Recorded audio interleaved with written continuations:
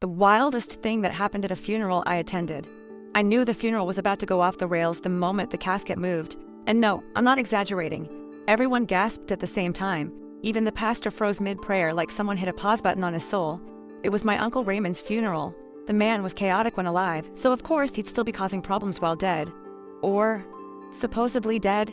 The casket gave another tiny thump. My cousin whispered, "He's alive." My aunt whispered, "Call 911.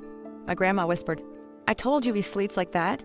Panic exploded. People rushed the aisle, knocking over flower stands, crying, praying, recording on their phones, because apparently even in a crisis, someone thinks, this needs to go on Instagram. Finally, the funeral director ran up and yelled, "Everybody back up." He pressed his ear to the casket. Silence. Then, another thump. The director's face turned white. He signaled two workers and they rushed in, fumbling with the locks like they were defusing a bomb. You could feel the tension in the air. My heart was beating so fast I thought I might end up needing my own casket. The lid opened. And inside wasn't my uncle. It was a raccoon. A full, very alive, very angry raccoon. The creature launched out like it was fired from a cannon. It shot across the room, sprinted up the organ pipes, screeched like Satan's house cat, then leapt directly onto Mrs. Thompson, the same lady who always bragged her perfume attracts only gentlemen. Apparently it attracts raccoons too. She screamed. People ran. Someone fainted. Someone else yelled, "It's a sign," without specifying what kind. The raccoon then bolted straight toward the snack table, dove into the cookie tray, and vanished under the dessert cloth.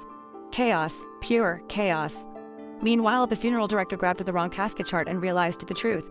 They had stored Uncle Raymond's casket in a side room.